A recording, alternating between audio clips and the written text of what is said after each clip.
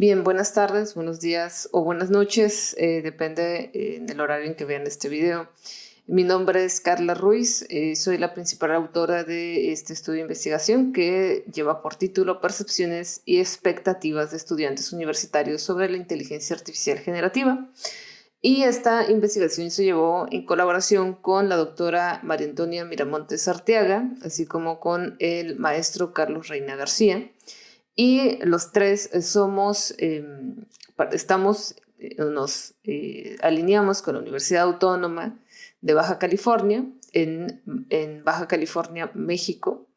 Y pues bueno, digamos que esta es una de las cosas que estamos haciendo, es interesarnos por la inteligencia artificial, sobre todo el aplicarlo de manera adecuada, de forma ética.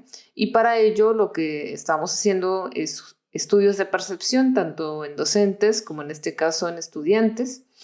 Y para ello estuvimos documentándonos en los antecedentes en una revisión sistemática para entender cuáles son los otros resultados que han existido alrededor de la percepción sobre el uso de la inteligencia artificial generativa, llámese más como este tipo de aplicaciones o páginas web como ChatGPT o Bing con su inteligencia artificial generativa u otros que, como ya sabemos, hoy en día ya tenemos una inmensa variedad de usos en aplicaciones y demás. Entonces, en esta comparativa de la revisión sistemática, nosotros encontramos que en realidad la mayoría de los estudiantes sí consideran que la inteligencia artificial va a mejorar la calidad en la universidad. Sobre todo lo ven como algo positivo, más del 80%, o por lo menos aquí, como vemos en la tabla, más del 70%, 65%, 80%. Y sí consideran que va a facilitar la personalización del aprendizaje, así como utilizarse éticamente, ¿no?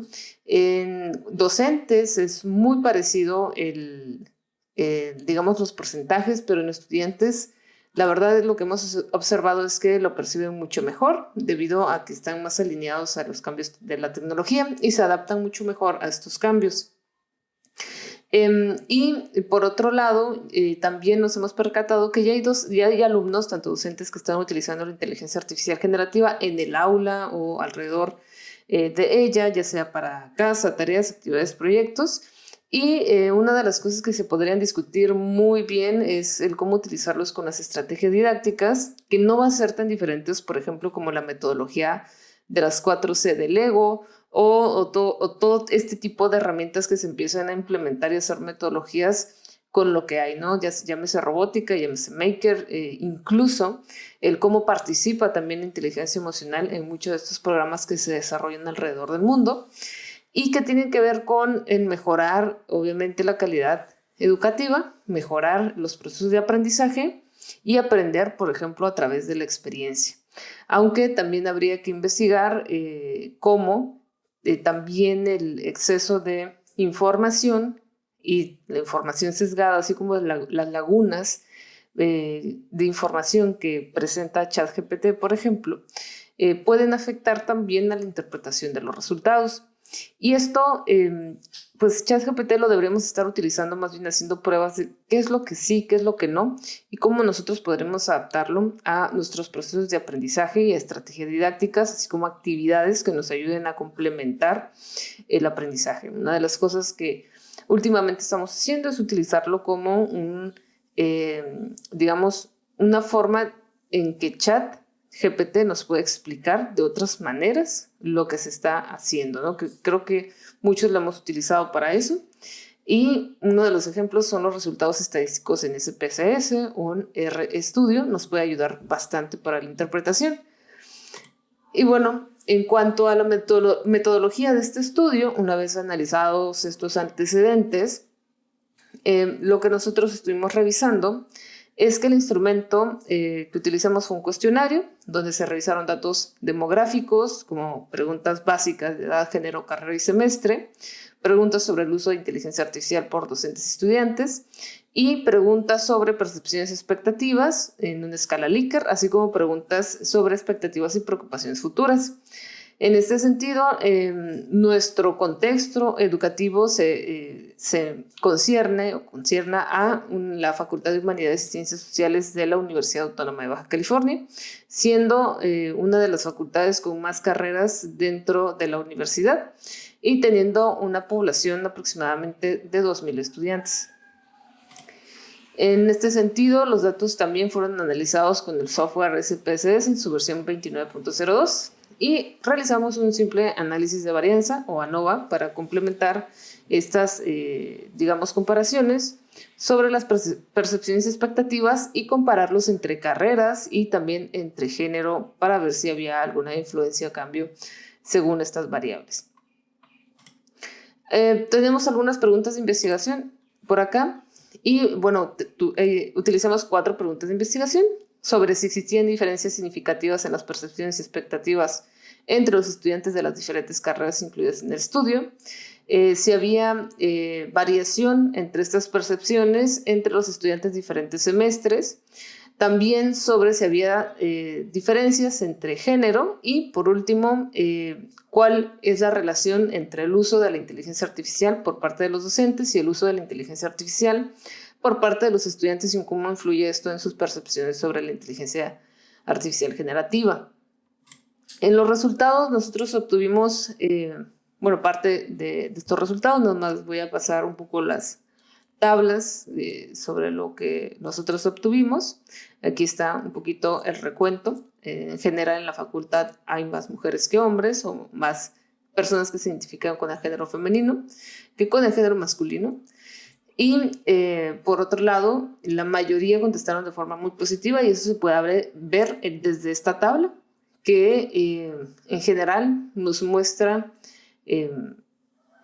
una tendencia a ser bastante neutrales con el uso de la inteligencia artificial en general en todas las respuestas. Y eso está muy interesante porque sí son positivos, pero también son bastante neutrales y precavidos en lo que se está diciendo. Y llama la atención debido a que las carreras que se ofertan son sociología, comunicación, educación, filosofía, lingüística y concuerdan en ser más precavidas con todas estas discusiones que han habido, sobre todo desde lo social y de los aspectos sociales que puede causar el exceso del uso de la tecnología o como los temas de infodemia que hace poco comentaba.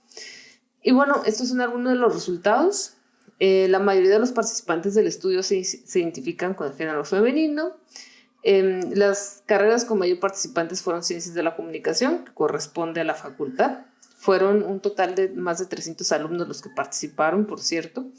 Y en general los estudiantes universitarios pues tienen percepciones variadas y en muchos casos inciertas sobre la integración en la docencia, con una alta proporción de respuestas neutrales en varias preguntas clave, como les había comentado. Los tamaños del efecto encontrados en todas las comparaciones son pequeños. Y por otro lado, hay diferencias estadísticamente significativas entre carreras, es decir, aquí vemos una situación muy interesante porque en educación fue donde encontramos más resistencia al uso de la inteligencia artificial, en cambio en carreras como comunicación hay menos resistencia. También hay diferencias significativas en las percepciones sobre la integración de esta inteligencia artificial entre los estudiantes de diferentes semestres, con los estudiantes de primer semestre, mostrando percepciones notablemente diferentes en comparación con los semestres superiores. Y estas diferencias nos demuestran que, mientras más va avanzando estos semestres de cursar la carrera, van teniendo menos miedo y menos, incertidumbre sobre el uso de la inteligencia artificial. Y en realidad encontramos que hay diferencias entre las percepciones de géneros, las mujeres o el género femenino tendiendo a tener percepciones más positivas que el género masculino. Esto es muy interesante, sobre todo cuando hablamos de posturas que están volviendo estas posturas más, clásicas, posturas más conservadoras en general en la población masculina. Y por último, Hay una neutralidad observada en nuestro estudio y se sugiere que aún existe una falta de comprensión o experiencia directa con estas tecnologías y lo que puede influir en sus respuestas. Y también se hace hincapié en que necesitamos una formación adecuada y una implementación de normativas claras para asegurar un uso responsable y ético de estas tecnologías. Mucho se ha hablado de esto, pero bueno, esa es nuestra investigación. Más o menos estamos esbozando los resultados. Y nada, muchas gracias por escuchar y por ver esta participación. Saludos.